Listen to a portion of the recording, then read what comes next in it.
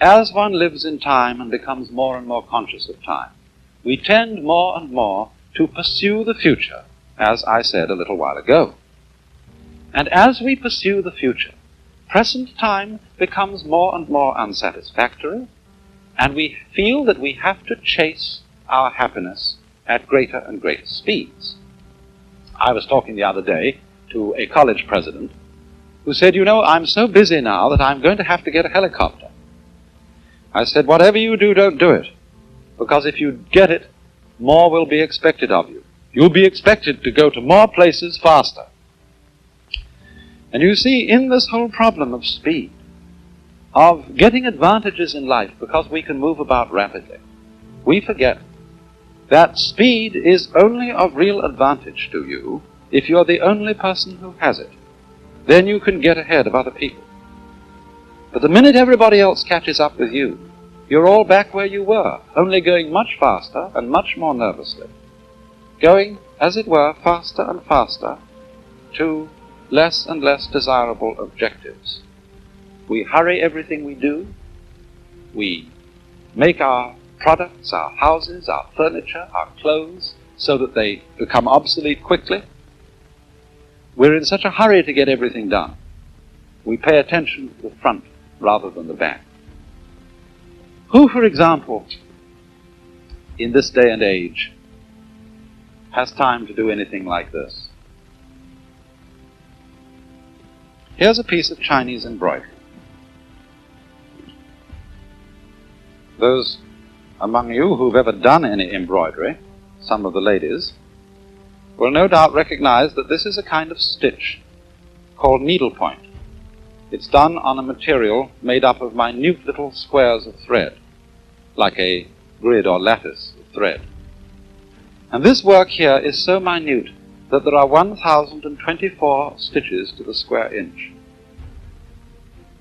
So well done, furthermore, that if you turn it over and look at the back is almost as neat as the front. You know, ordinarily when you embroider, you take shortcuts around the back and take threads, jumping spaces and tie knots and things of that kind. But here, no hurry. Or take such an ordinary object as a lady's pocketbook. This again is Chinese embroidery work in shaded silk, very patiently done over a padded base underneath so that the figures stand out. And inside it, a little sewing case, which opens up, showing concealed within the place for the scissors, but the most delicate work. But in this day and age, we don't have time for it. Because we are always in a hurry to get things finished, and so the things that we finish weren't worth finishing because they were done so fast. After all, the enjoyment of our world is not really unlike listening to music. We don't play music in order to get somewhere. I mean, if the objective of music were to arrive at a point, say the last bar, the final great crashing chords of the symphony, well then all we'd do, we'd be just hurry up its playing, play it as fast as possible so as to get to the culmination, the end, as soon as possible. Or just cut out the whole symphony and play only the last bars.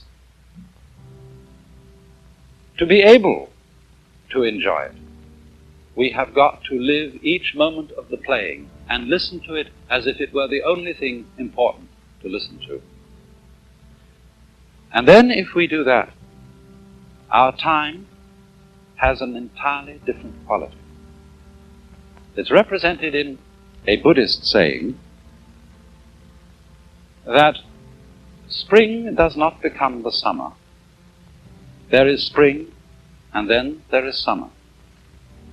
Firewood does not turn into ashes. There is first firewood, and then there are ashes. The two stages being, as it were, sufficient by themselves. And this is intended to give the idea of living in a fully concrete present into which you settle in.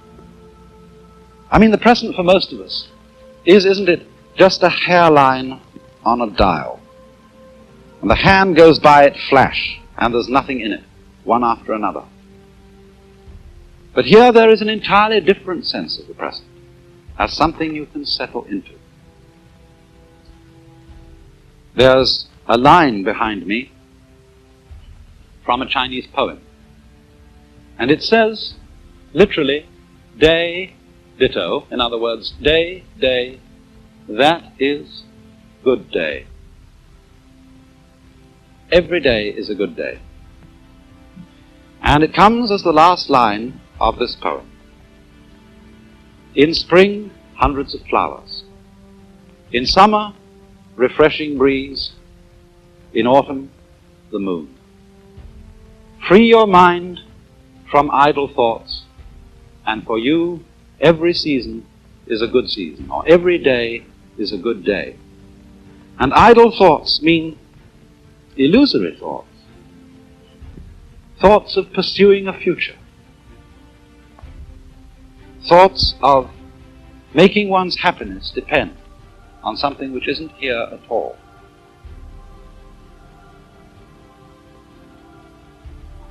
But when one can come to realize that the present is the only place in which you live, and that the past and the future are now no more than useful illusions, still useful, but useful only if one can live in the present, then, as I say, one can settle into full participation with the momentary reality of life as it goes along, just like music.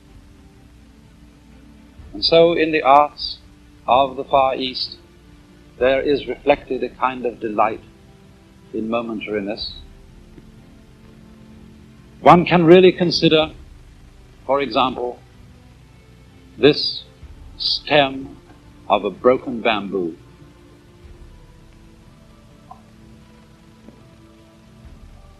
Or, not only in painting, but in poetry,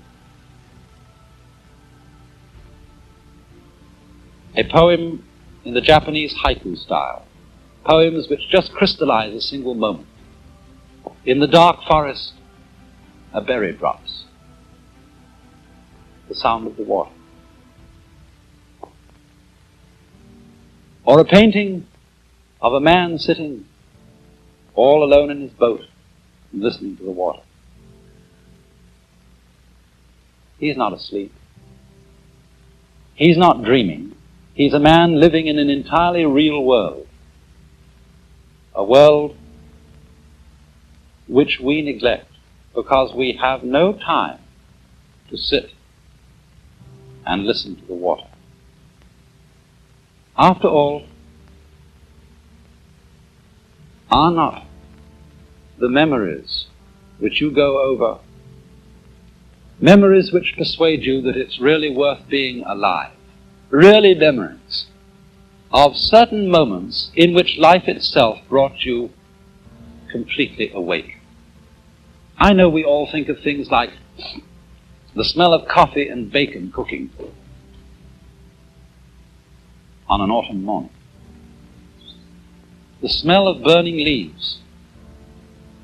I remember particularly for me one glimpse of a flock of sunlit pigeons against the dark background of a thundercloud. And it's incidents like that that are very largely celebrated in Far Eastern art and poetry. Perceptions of the full reality and intensity of the moment. Such a one as this. The sea darkens. The voices of the wild ducks are faintly white. A brushwood gate, and for a lock, this snail. Or paintings where one sees just a few birds on a branch,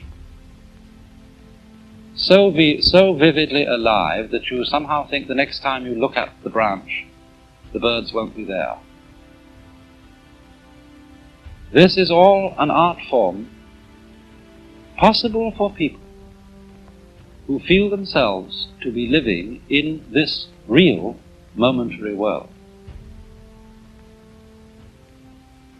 I remember once a very wise man who used to give lectures on philosophical matters of this kind.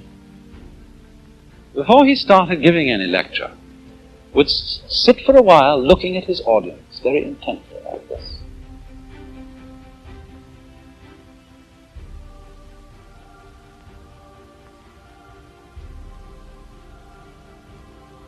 And then quite suddenly he would say, "Wake up! You're all fast asleep. And if you don't wake up, I won't give any lecture."